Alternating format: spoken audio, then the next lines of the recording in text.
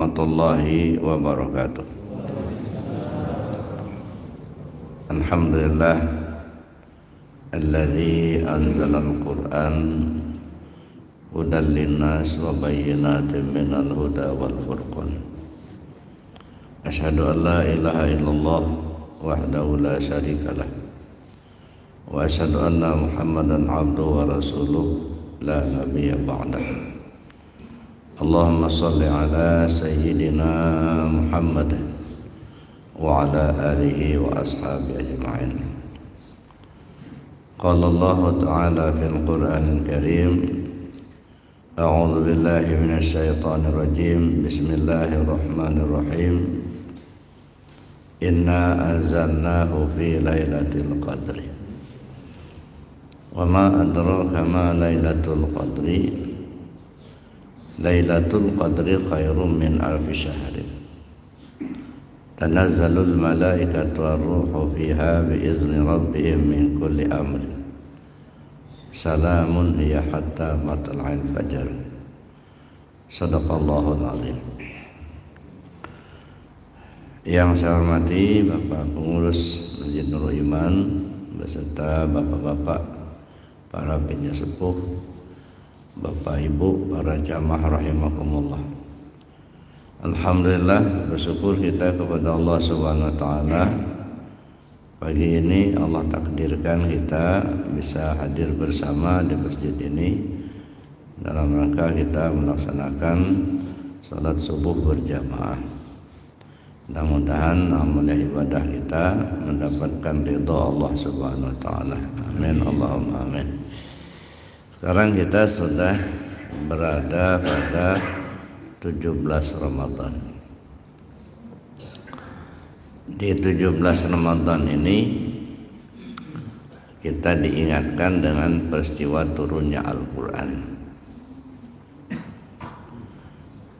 Turunnya Al-Quran itu dijelaskan Allah dalam Al-Quran yang tadi ayatnya saya baca. Allah berfirman, Bismillahirrahmanirrahim. Inna anzalnahu fi lailatul qadri. Sesungguhnya kami turunkan Al-Quran itu di malam Al-Qadar. Wa ma adraka ma lailatul qadar. Tahukah kalian Lailatul Qadar itu apa? Lailatul Qadri khairum min alfi syahrin. Lailatul Qadar itu lebih baik daripada 1000 bulan. Tanazzalul malaikatu waruh. Para malaikat turun bersama Jibril alaihissalam. Salamun hiya hatta matla'il fajr. Mereka turun sampai dengan salamun hiya hatta matla'il fajri, selamat sejahtera hingga terbit fajar.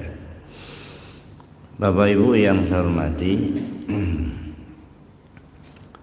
kalau kita perhatikan secara letterlek, secara sederhana, pahamlah kita bahwa Al-Quran diturunkan pada malam Lailatul Qadar. Malam Al-Qadar itu terjadinya pada bulan Ramadan. Ya. Nah, Al-Quran diturunkan pada tanggal 17 Ramadan. Ini artinya Lailatul Qadar itu bisa terjadi di 10 terakhir, bisa terjadi di 10 yang kedua. Bahkan boleh jadi terjadi pada 10 pertama. Cuman masalahnya yang kita pahami Lailatul Qadar itu adalah suatu masa, suatu waktu di mana Allah menurunkan ketentuan-ketentuannya untuk manusia. Nah, sehingga kita pahami bahwa ketika Lailatul Qadar itu datang, angin berhembus menjadi berhenti, kemudian air mengalir pun terhenti, suasana tenang, bahkan bisa saja terjadi ketika di malam yang gelap itu terjadi terang tanpa lampu. Sehingga dengan pemahaman seperti ini kita berlomba-lomba mencari tanda-tanda itu, sehingga kadang-kadang terfokus pada tanda-tanda. Pernah nggak Bapak Ibu menemukan itu? Enggak. Ya. Selama hidup ini ada sekian puluh tahun umur kita, tiba-tiba keluar kita di malam hari gitu ya, yang gelap gulita terang. Belum pernah ya? Berarti belum dapat kadar. Nah, ini kita kadang-kadang diarahkan kepada hal seperti itu, tanda-tanda. Nabi SAW menyatakan taharru lailatul qadri, bersungguh-sungguhlah kamu untuk mendapatkan Lailatul Qadar itu di malam yang ganjil 10 terakhir di bulan Ramadan. Nah, dengan memahami hadis ini, terkadang pengurus bingung kalau malam ganjil penuh, begitu malam genap sepi. Penduyun-duyun datang di malam ganjil, di malam genap nggak datang. Mana si anu? Nanti kalau ganjil baru datang. Ya begitulah ya pemahaman. Kita tidak bisa menyalahkan, namanya pemahaman. Tapi pada pagi hari ini saya ingin mengajak kita untuk memahami Lailatul Qadar itu dalam perspektif tasawuf. Pertama kita lihat perjalanan Ramadan ini sebenarnya mencerminkan kembalinya diri kita kepada Allah. Ke sana dulu arahnya. Di perjalanan Ramadan itu mencerminkan arah hidup kita ini. Pertama kita lihat sumu li ru'yati, berpuasalah kamu karena melihat bulan.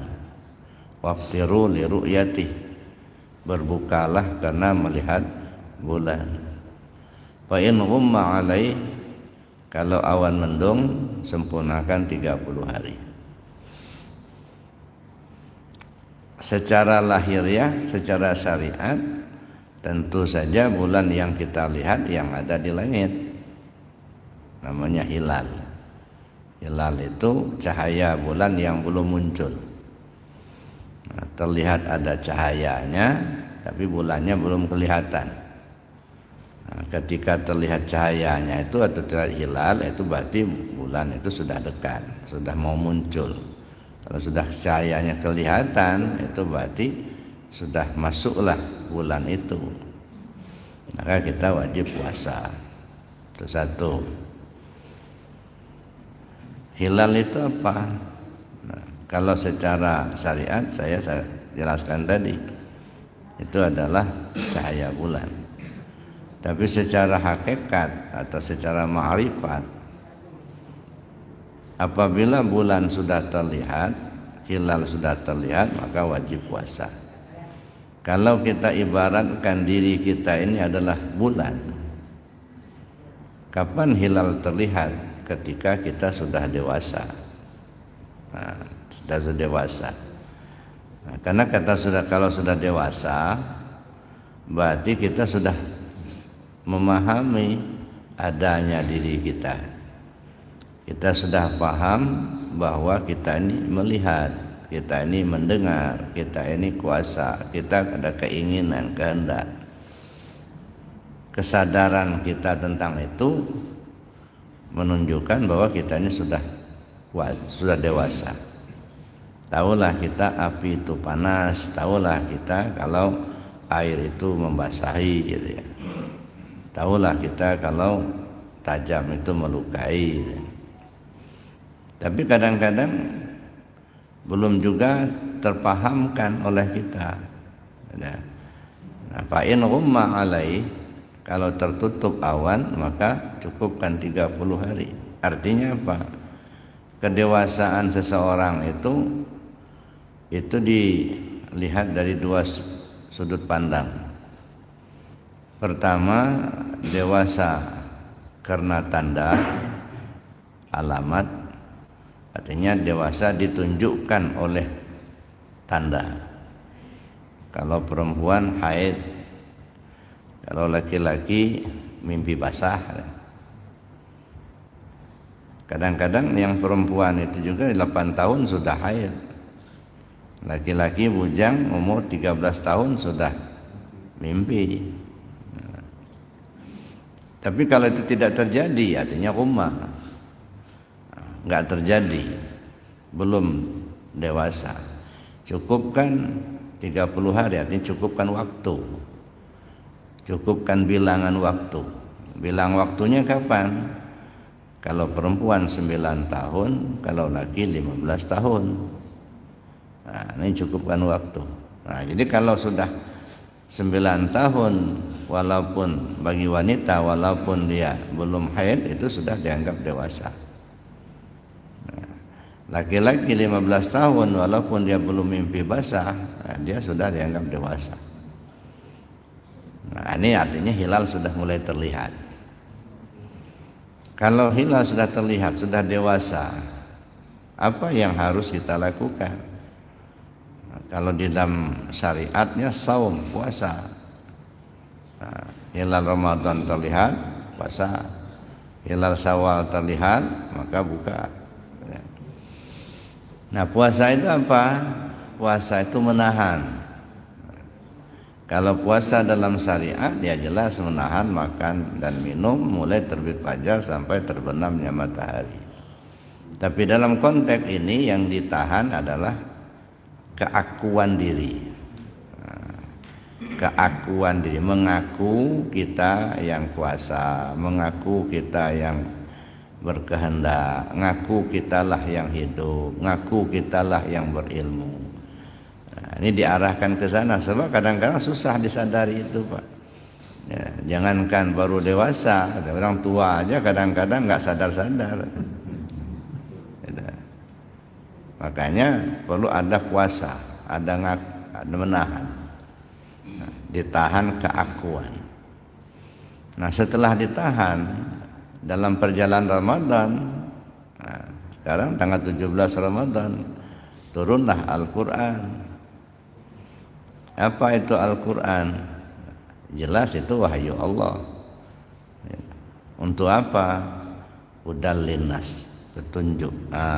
Kemudian artinya dalam perjalanan hidup kita datang petunjuk. Petunjuk mulai datang.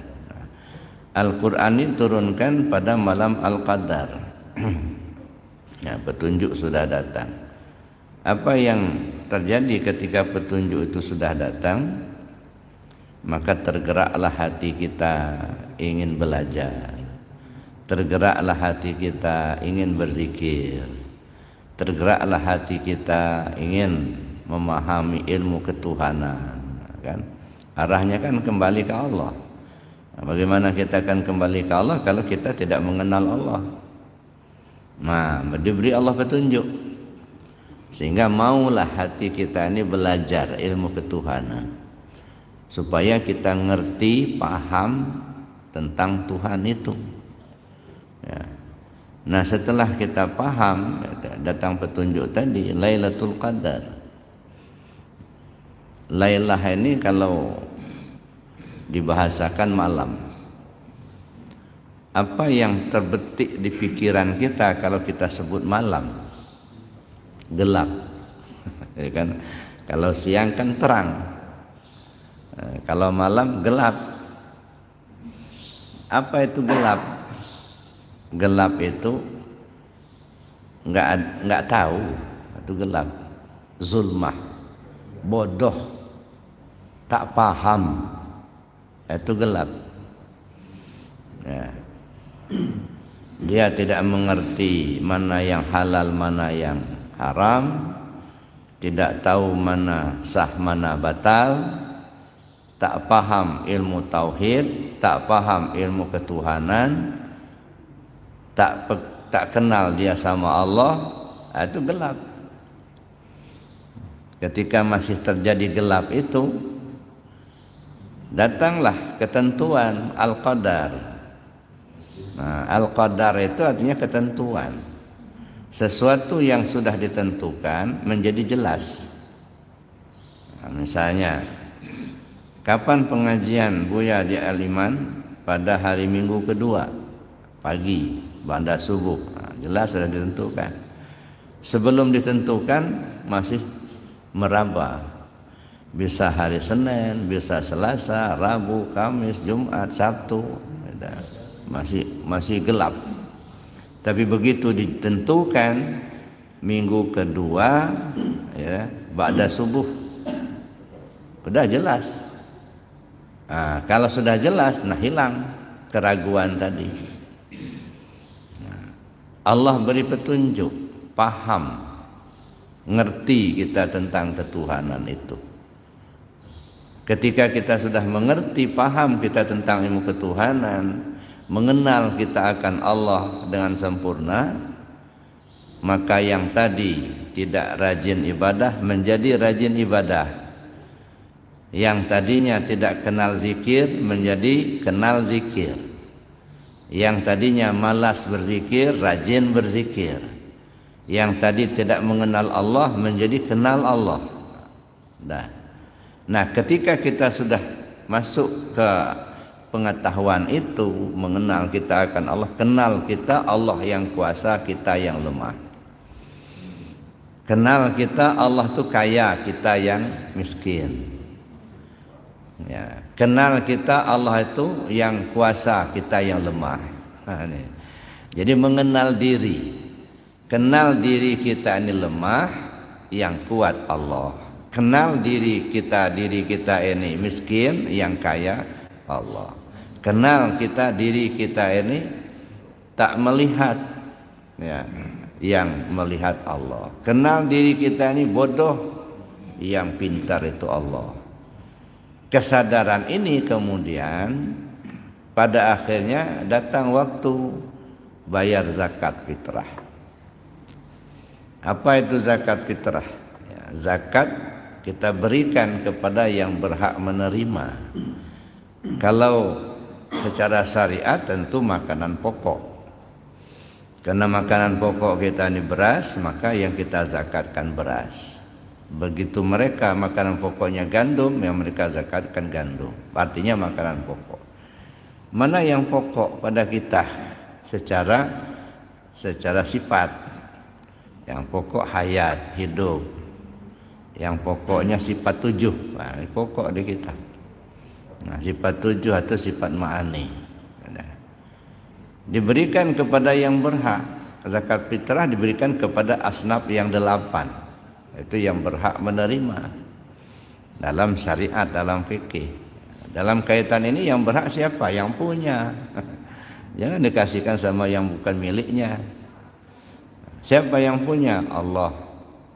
Nah, berarti kembalikan, serahkan kepada Allah, berikan kepada Allah. Maka timbullah istilah dalam ilmu tasawuf, la hayyun illallah, la alimun illallah, la qadirun illallah, la muridun illallah, la sami'un illallah, la basirun illallah, la mutakallimun illallah. Nah, setelah kita serahkan, datanglah waktunya yang kita sebut dengan Idul Fitri. Kembali fitrah. Apa fitrah? Fitrah manusia awalnya tiada. Nah, kembali tiada. Fitrah manusia iman. Fitrah manusia ini tidak tahu. Kembali ke tidak tahu. Yang tahu Allah. Maka Idul Fitri itu sebenarnya inna lillah wa inna ilaihi raji'un. Kembali ke Allah. Jadi Idul Fitri kembali ke fitrah, kembali ke kondisi semula. Fitrah kondisi semula. Awalnya tiada menjadi tiada. Tadi kita ngaku-ngaku diri kita ini ada, nah setelah Idul Fitri merasakan ketiadaan diri kita. Nah, itu fitrah. Nah, beda dengan pemahaman bahasa. Idul Fitri itu kembali. Fitir itu futur. Futur itu apa? Sarapan pagi. Nah, Idul Fitri balik sarapan pagi. Nah, jadi begitu 1 Syawal, nah balik sarapan pagi balik. Nah, makanya kalau Idul Fitri itu jangan berangkat dulu untuk sholat Id sebelum sarapan dulu. Namanya Idul Fitri. balik makan pagi. Kemudian timbullah istilah halal lebih halal. Halal lebih halal itu apa? Melakukan perbuatan yang halal di saat sudah dihalalkan. Makan minum halal, 1 Syawal waktunya sudah dihalalkan, maka disebut halal lebih halal. Kalau sekarang kita makannya halal, cuman masih haram, maka disebut halal lebih haram. Jangan dulu, nanti 1 Syawal baru halal bihalal. Jadi Bapak Ibu yang saya hormati, nah sampai di sini apa yang bisa kita pahami sebenarnya? Kembalinya diri kita ke Allah. Nah makanya kata Allah, as-saumu li wa ana ajzi bihi. Banyak orang memahami puasa itu untuk aku, kata Allah, aku yang akan membalasnya. Emangnya Allah tuh butuh puasa kita? Allah nggak butuh nggak? Sedunia ini orang puasa Allah nggak untung. Tidak satu pun manusia di dunia ini yang puasa Allah nggak rugi. Jadi Allah nggak butuh puasa kita. Kalau dikatakan puasa itu aku yang membalasnya, kata Allah, emangnya kalau yang sholat, yang sedekah bukan Allah yang membalasnya? Tetap Allah juga kan yang membalasnya. Nah, jadi kalau menurut saya as-saumu li artinya apa? Puasa itu untuk menuju aku. Nah kita tahan itu gunanya apa? Untuk menuju Allah. Nah kalau sudah menuju Allah sampai ke Allah, ana ajzi bihi, aku yang menjadi balasannya, bukan pahala lagi Pak. Nah, ya, jadi bukan pahala, bukan surga lagi urusannya, aku jadi balasannya. Kalau kita anekdotkan, ada seorang gadis cantik, ya, rebutan remaja. Kata si gadis ini, siapa yang bisa datang ke rumah saya pada jam sekian, maka aku jadi balasannya. Maka ada yang datang, yang diharapkannya apa? Pemberian si gadis. Ada yang datang, yang diharapkannya sesuatu yang dia inginkan, tetapi bukan gadis itu. Tapi ada yang datang, dia tidak mengharapkan apa-apa, yang diharapkan si gadis itulah. Itu contohnya. Nah oleh karena itu as-saumu li wa ana ajzi bihi, puasa itu untuk menuju aku. Dan kalau sudah sampai kepada aku, akulah yang jadi balasannya. Bukan pahala dan bukan surga lagi. Nah kita menuju ke sana. Tetapi yang kita serahkan kepada Allah di bulan Ramadan ini baru sebatas sifat. Nah, baru sebatas sifat. Karena itu yang pokok dalam hidup kita, itu sifatnya.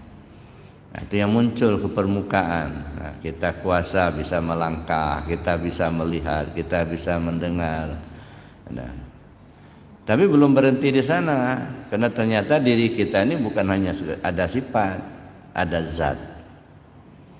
Maka berlanjut sampailah waktunya bulan Zulhijjah. Nah, di bulan Zulhijjah ada 3 momentum penting. Pertama ada 9 Zulhijjah. Waktunya sampai 9 Zulhijjah. Nah, bagi mereka yang melaksanakan ibadah haji, maka wukuflah mereka di padang Arafah. Bagi kita yang tidak melaksanakan ibadah haji, ya kita sholat Id, dan kita pun menyembelih hewan kurban. Jadi ada 3 momentum penting. Datangnya 9 Zulhijjah, dia laksanakan wukuf di Arafah, penyembelihan hewan kurban. Datangnya 9 Zulhijjah itu apa? 9 lapis hati. Perjalanan hidup kita sampailah paham kita kepada lapis ke-9. Nah, dulu udah sering saya sampaikan lapisan hati, ada 9 lapis hati. Banaitu fi jawfi Adam qasran. Saya bangun di tubuh Adam itu sebuah istana.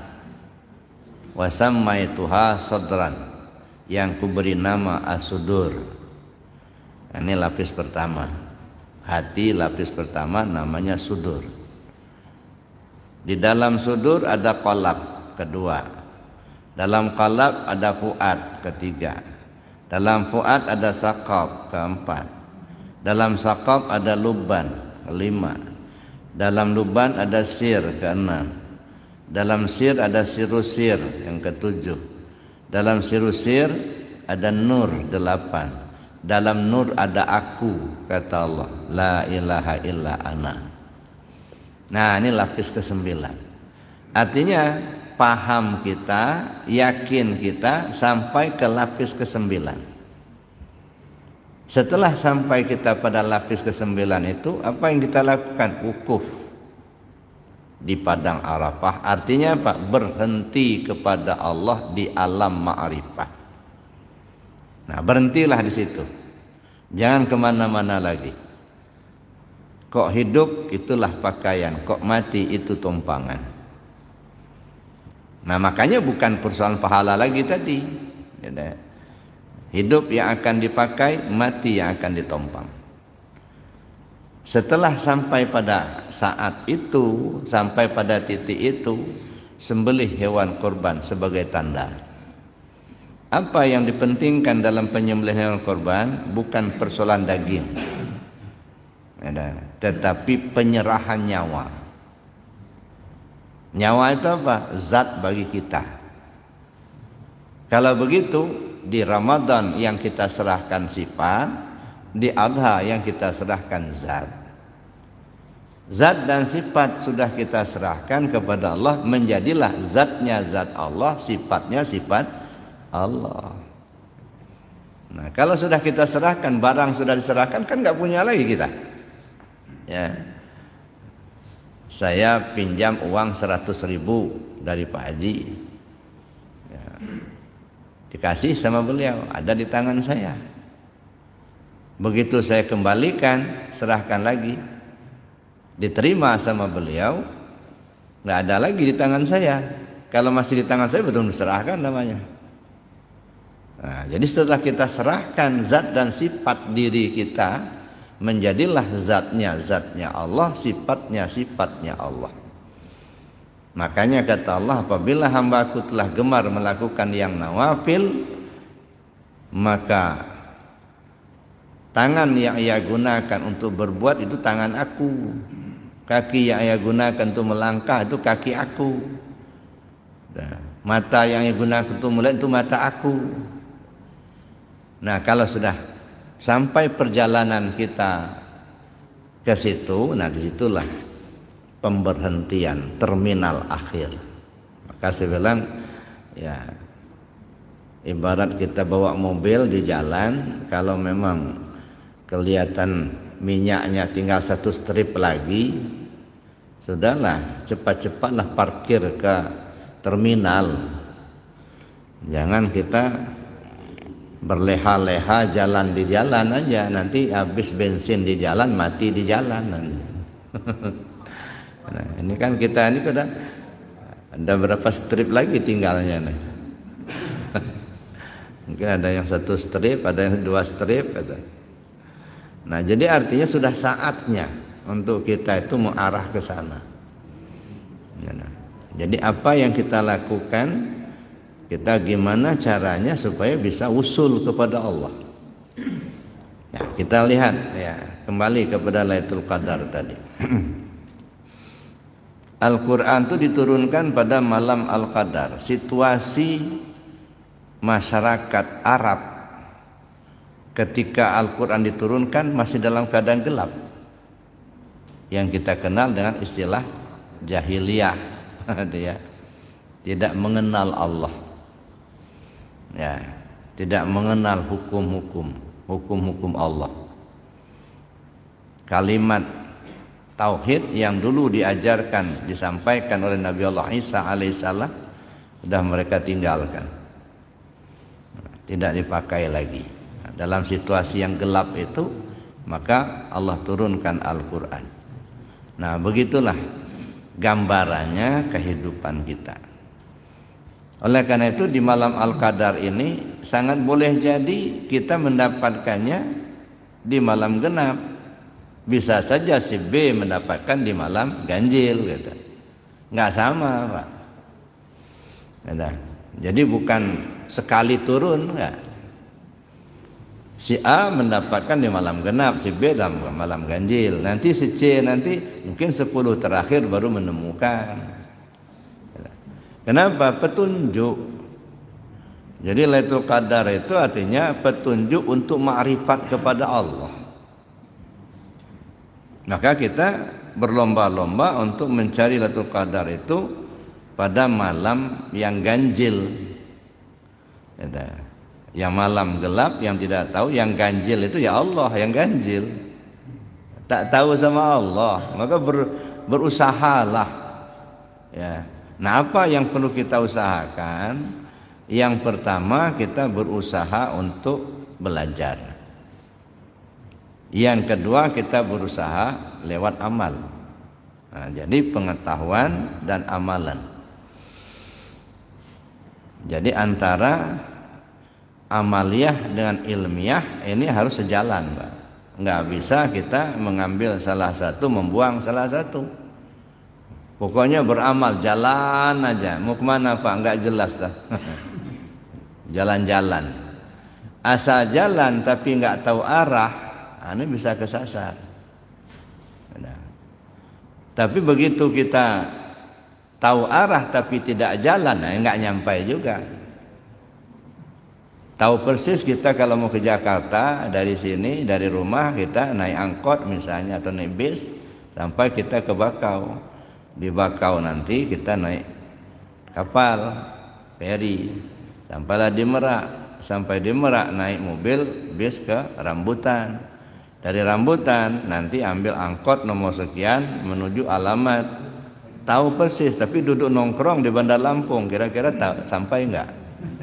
Ya enggak, cuman teorinya aja. Ya. Begitu juga jalan aja, mau kemana, Pak? Mau Jakarta. Tapi kita enggak tahu Jakarta itu ada di mana. Pokoknya kata orang, kalau ke Jakarta itu naik mobil. Berhentilah kita di halaman rumah kita, lewat truk, mobil, naiklah kita. Enggak taunya mobil karet PTP ke Jambi. Balik kita, Pak udah nyampai, Pak katanya. Balik kita, nggak enak Jakarta itu sepi karet semua. Kenapa? Nggak tahu alamat. Maka diperlukan tahu alamat dan harus ditempuh perjalanan itu. Gitu. Maka saya katakan ilmiah dan amaliyah. Nah, inilah isyarat daripada Lailatul Qadri khairum min alfi syaharin. Lailatul Qadar itu lebih baik daripada 1000 bulan. Maksudnya apa? Amaliyah yang kita lakukan di malam Al-Qadar itu nilainya sama dengan amaliyah selama 1000 bulan. Apa maksudnya ini? Tafakkur sa'atan khairum min salati alfi sanah. Berpikir sejenak, sedetik bagi orang arif billah itu lebih baik daripada salat selama 1000 tahun. Jadi amal ibadahnya seorang arif billah jauh lebih baik daripada amal ibadahnya orang yang tidak arif billah. Makanya disebut Lailatul Qadar khairum min alfi syahrin. Al-abid sayyarun ilal jannah wal arif tayyarun ilal qurbah. Orang abid hanya rajin ibadah tapi tak kenal Allah. Pokoknya rajin betul kalau ibadahnya, tapi Allah yang dia sembah dia nggak paham. Pokoknya Tuhan itu namanya Allah, nama. Siapa yang bernama Allah itu dia nggak tahu. Di mana Allah itu nggak paham. Ini abid. Al-abid sayyarun ilal jannah, ibarat jalan kaki menuju surga. Makanya tidak heran kita kalau abid yang dipikirkannya surga sama bidadari. Banyak-banyak ibadah supaya masuk surga. Banyak-banyak ibadah biar ketemu bidadari. Ini ibarat jalan kaki menuju surga. Tapi orang arif billah tayyarun ilal qurbah, terbang menuju Allah. Dia nggak mikirin surga lagi, nggak. Dia nggak mikirkan bidadari, nggak. Yang diinginkannya Allah. Nah, ini yang disebut dengan ana ajzi bihi, aku yang jadi balasannya. Kembalinya diri kita kepada Allah dengan sempurna. Nah, itulah itu qadar. Nah, oleh karena itu bersungguh-sungguhlah kata Nabi, taharru, bersungguh-sungguh. Jangan ecek-ecek, asal-asal. Sungguh-sungguh mencari ilmu ketuhanan itu. Cari gurunya. Jangan hanya baca buku, cari betul yang ahlinya. Supaya kita terbimbing usul kepada Allah. Karena yang kita tuju bukan pahalanya, tapi Allahnya. Nah, makanya orang-orang yang dibukakan Allah hatinya ke arah itu, dia nggak mikirkan lagi berapa duit yang akan dikeluarkan, ya, berapa masa yang akan dia lalui, enggak. Yang dia pikirkan itu gimana supaya usul kepada Allah. Maka tidak heran kalau ada orang dari muda, Pak, ya dah, mencari ilmu ketuhanan itu sampai tua. Ya, dia nggak mikirkan bagaimana supaya duitnya banyak, bagaimana supaya harta, enggak. Yang dia pikirkan gimana bisa usul ke Allah. Maka seringkali ada orang yang mengorbankan hartanya untuk mencari guru agar bisa usul ke Allah. Mengorbankan waktunya. Ada yang sampai nggak mau nikah, Pak. Rabi Adawiyah itu nggak mau nikah. Bukan tidak ada yang melamar, banyak yang melamar. Termasuk Hasan Basri itu melamar. Apa kata Rabi Adawiyah? Jawab pertanyaan saya sebagai maharnya. Kalau kamu bisa menjawab pertanyaan saya, nikah kita. Kalau enggak. Ya. Ketika nanti dikubur, ditanya mungkar nakir, kira-kira saya nanti bisa jawab enggak? Ya enggak tahu gimana jawabnya, belum ditanya kok. Nah, karena banyak pertanyaan-pertanyaan disampaikan, enggak ada satu pun yang bisa dijawab oleh Hasan Basri. Kalau begitu kita nggak bisa nikah. Kenapa Rabi Adawiyah nggak mau menikah? Bukan dia nggak tahu hukum tabatul, tahu persis, tapi takut betul kalau kecintaannya kepada Allah akan berbelah dua, akan berbagi. Dia ingin full cintanya hanya ke Allah. Artinya apa? Sanggup mengorbankan tidak menikah itu demi untuk cintanya kepada Allah, enggak mau terlepas. Nah, artinya banyak berkorban demi untuk mencapai ridha Allah tadi, kembali kepada Allah.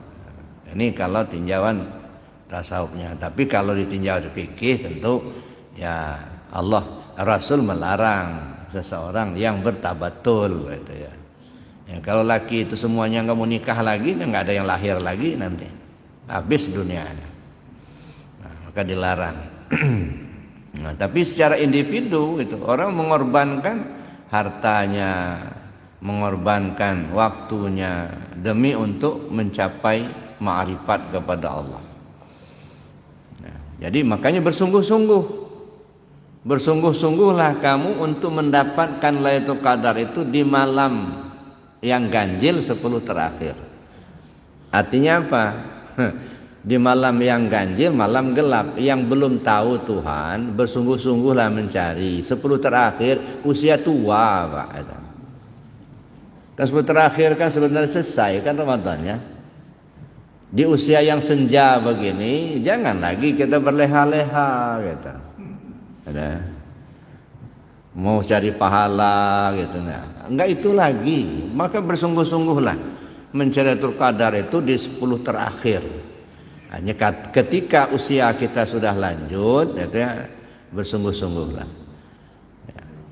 Makanya kata Nabi SAW, man balagha umruhu arba'ina sanatan walam yaghlib khairahu syarrahu falyatajahhaz ilan nar. Siapa orang yang usianya sudah 40 tahun tetapi kebaikannya tidak mampu mengalahkan kejahatannya, lebih baik lemparkan saja ke neraka daripada hidup di dunia. Lebih baik mati, Pak, daripada hidup. Kalau lama-lama hidup, kelamaan nanti di nerakanya. Umur nambah terus tapi kebaikannya enggak nambah-nambah, enggak. Ada dunia terus yang dikejar begitu. Dia enggak tahu tentang ilmu ketuhanannya. Oleh karena itu Bapak Ibu yang saya hormati, sungguh sangat mulia ya Lailatul Qadar itu. Tapi itu kita pahami ya secara ma'rifat ya. Jangan kita terobsesi ya bahwa kalau terkadar datang kita ke masjid tidur, kita menunggu-nunggu kapan angin enggak berhembus lagi. Begitu kita tidur rupanya kipas angin masih hidup. Begitu kita tidur dimatiin kawan, nah datang itu kata enggak merembus lagi. Nah, jangan kita mau ditipu-tipu yang begitu. Jadi Bapak Ibu yang saya hormati, oleh karenanya masih ada kesempatan Ramadan. Artinya masih ada kesempatan diberi Allah hidup kita ini. Nah, mari kita bersungguh-sungguh. Ya, bersungguh-sungguh bagaimana? Bersungguh-sungguh dalam beramal, bersungguh-sungguh dalam belajar. Carilah guru yang ahli dan laksanakan amaliyahnya. Apa amaliyahnya? Zikir. Nah, ini yang ditekankan betul itu zikir. Untuk mencapai ma'rifat kepada Allah, selain kita perlu belajar, perlu kita jalankan zikir. Cuman kadang-kadang yang kita pahami zikir itu cuma hanya mengucapkan kalimat la ilaha illallah saja. Nah, ketika kita paham kita enggak nyampai, timbul penolakan. Masa zikirnya dikeras-kerasin, la ilaha illallah, Allah tuh enggak tuli enggak? Nah, mulai. Ya, padahal kan benar, Pak. Yang tuli itu kan kita. Udah dipekik-pekikkan la ilaha illallah, masih enggak sadar-sadar juga gitu. Kan tuli. La ilaha illallah. Ya, telinga kita udah sering kali mendengar la ilaha illallah tapi enggak paham-paham juga. Nah, padahal la ilaha illallah la ma'bud illallah. Tidak ada yang disembah kecuali Allah. Itu masih umum itu. Nah, itu apa namanya munajatnya orang syariat. La ma'bud illallah, tak ada yang disembah kecuali Allah. Maka dia rajin melaksanakan ibadah. Naik kepada tarekat, la maksud illallah, tak ada yang dituju kecuali Allah. Jadi dalam hidupnya selalu terarah menuju Allah. Berbuat karena Allah, bersedekah dia karena Allah, belajar karena Allah, beribadah karena Allah, melihat karena Allah, mendengar karena Allah, gerak karena Allah, diam karena Allah. Nah, ini apa namanya, arahnya tarekat. La maksud illallah, tak ada yang dituju kecuali Allah. Maka timbullah doa munajat, ilahi anta maksudi, ya Allah kau yang kutuju. Jadi kita berzikir bukan supaya kaya harta, enggak. Kita berzikir supaya masuk surga, enggak juga. Kita berzikir supaya lepas dari neraka, bukan itu tujuannya. Kita zikir untuk kembali ke Allah, usul ke Allah. Makanya ilahi anta maksudi. Naik ke alam hakikat, la maujud illallah. Nah, ini yang ada di antara orang yang saya dengar, dia enggak setuju la maujud illallah, sebab katanya yang namanya maujud itu artinya yang dijadikan. Nah, kalau la maujud illallah berarti tidak ada yang dijadikan kecuali Allah lah yang dijadikan. Nah, kan tidak setuju. Nah, ini paham bahasa, dia enggak paham hakikat enggak. Nah, ini kan bahasa hakikat, Pak. La maujud itu artinya tidak ada yang maujud kecuali Allah. Maujud itu apa? Nih, yang dijadikan. Nah, yang dijadikan ini apa? Ini bayangan, mazhar. Hakikatnya yang dijadikan ini enggak ada. Ini diri kita dijadikan, maujud, dijadikan. Hakikatnya ini enggak ada gitu. Maka disebut la maujud illallah. Yang maujud ini enggak ada, yang ada itu Allah. Dulu kita ini enggak ada. Kemudian dilahirkan di dunia melalui kandungan ibu kita menjadi ada. Perjalanan hidup kita sekian tahun kemudian, sekian puluh tahun kemudian menjadi tidak ada. Jadi dari tiada menjadi tiada. Isinya apa? Ya enggak ada. Awalnya enggak ada, kemudian nampak. Nampak itu kan wujud. Ada. Nah, setelah itu lenyap, enggak ada. Mana si Anu? Udah enggak ada. Udah enggak ada. Jadi dari tiada menjadi ada, menjadi tiada. Hakikatnya ya enggak ada. Yang ada siapa? Ya yang ada itulah yang ada. Yang ada siapa? Ya Allah. Maka disebut la maujud illallah. Yang ada itu sebenarnya yang maujud ini, yang dijadikan. So yang wujud itu Allah gitu. Nah, yang maujud, yang dijadikan ini hakikatnya enggak ada. Maka disebutlah la maujud illallah. Maka beda dipahami secara bahasa dengan dipahami secara hakikat. Wah, ini kan bahasa hakikat. Nah, jadi Bapak Ibu yang saya hormati, nah itu perjalanan kita menuju Allah. Nah, oleh karenanya bersungguh-sungguh berzikir. Zikir ini, nah ada 4 tahapan zikir itu. Dulu pernah saya jelaskan, ada zikir di tingkat syariat, ada zikir di tingkat tarekat, zikir di tingkat hakikat, dan zikir di tingkat ma'rifat. Masih ingat zikir di tingkat syariat gimana caranya? Ucapan dan perbuatan. Maka baca Quran zikir, sholat zikir, haji zikir. Nah, jadi zikir di tingkat syariat caranya diucapkan dan diperbuat. Zikir di tingkat tarekat gimana caranya? Diingat. Ingat hati kepada Allah. Nah, ini maksud di tingkat tarekat, Pak. Nanti kalau sudah sampai ke hakikat beda lagi. Kata kawan, kalau kamu masih mengingat Allah, tanda enggak ingat kamu sama Allah. Siapa yang masih mengingat Allah, tandanya belum ingat. Iya kan? Ya, siapa yang mengingat Allah, tanda belum ingat.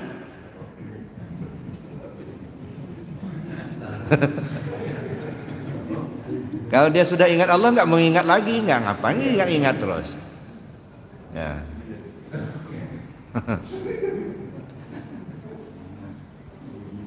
Bapak tadi dari rumah datang ke Nurul Iman.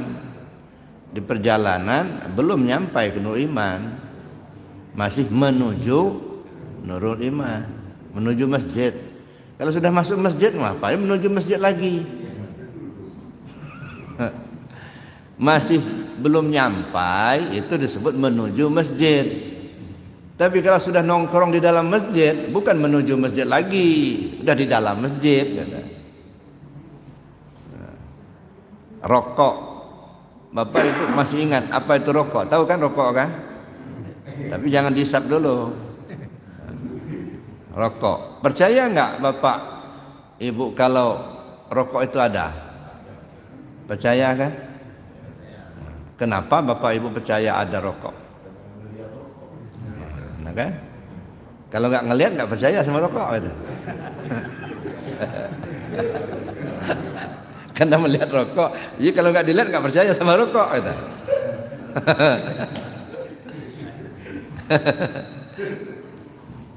Ya karena kita bukan rokok, maka kita percaya itu rokok.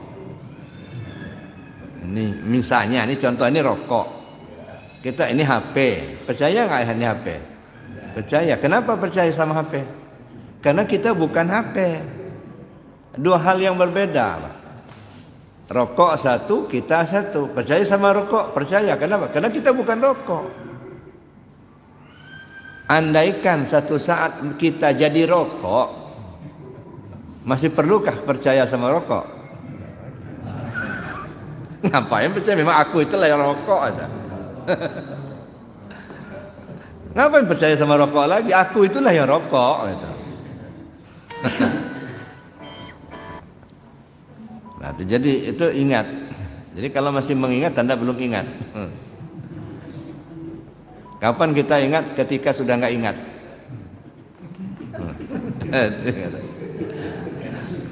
Agak bingung juga. Masya Allah. Artinya kalau kata masih mengingat-ingat, itu masih ada upaya, masih usaha kita. Ya. Tanda kita belum ingat, maka kita mengingat. Begitu kita ingat, enggak usah ingat-ingat lagi. Memang kita ingat, udah ingat. Nah, ingat hati ke Allah. Naik lagi nanti ke hakikat. Nah, caranya bukan sekedar ingat, tetapi dirasa. Jadi caranya apa? Zikir rasa. Maka zikir itu sebenarnya, ya, puncak zikir itu bukan sebutan, kesadaran. Ya, kesadaran. Maka dirasakan. Nanti naik ke ma'rifat. Caranya gimana? Dipandang. Nah, kalau di syariat diucapkan dan diperbuat, kalau di tarekat diingat, kalau di hakikat dirasa, kalau di ma'rifat dipandang. Dan ini 4 macam zikir ini harus simultan, sekaligus terbawa pada saat sholat. Maka sholat itu sekaligus itu pelatihan awal itu sebenarnya. Ya, jadi zikir syariatnya ada, tarekatnya ada, hakikatnya ada, ma'rifatnya ada. Harus terbawa ketika sholat. Nah, ketika kita sudah terbawa di dalam sholat, bisa kita terapkan seperti itu, bawa keluar. Ketika kita tidak dalam posisi sholat, tetapi seolah kita dalam sholat, itu baru mendirikan sholat. Nah, makanya kata Allah, dirikan sholat, bukan kerjakan sholat. Dirikan sholat, tegak berdiri, di mana saja. Nah, tapi pelatihan awalnya itu justru di dalam sholat itu, gitu. Nah, makanya sholat itu sendiri kan dalam Al-Quran kan dijelaskan, disebutkan ada 3 posisi. Ada sholat fi awqatiha, ada sholatul wusta, ada sholatul daim. Nah, sholatul daim itu sholat yang berkekalan, itu yang sholat yang berdiri. Nah, maka kita kembangkan lagi. Kalau di syariat apa itu sholat? Sholat di tingkat syariat, ad-du'a muftatahatum bitakbir wa mukhtatamatum bitaslim bisara'itin wa arkanin maksusah. Kumpulan doa yang diawali dengan takbir, diakhiri dengan salam, dengan syarat rukun tertentu. Nah, jelas itu. Tapi begitu masuk ke alam tasawuf, beda lagi. Apa itu salat? Penyaksian zat kepada sifat. Nah, kalau sudah penyaksian zat kepada sifatnya, di mana saja, kapan saja, nah, itu baru berdiri salatnya. Nah, nanti pada satu waktu mungkin kita coba kopas salat itu. Nah, tapi sekarang ini baru sampai Lailatul Qadar, Pak. Jadi itu gambarannya. Saya kira demikian karena waktu ya, agak siang nih. Oleh karena itu mari kita mungkin ada hal-hal yang ingin kita diskusikan. Namun sementara saya akhiri dulu. Assalamualaikum warahmatullahi wabarakatuh. Waalaikumsalam warahmatullahi wabarakatuh. Bapak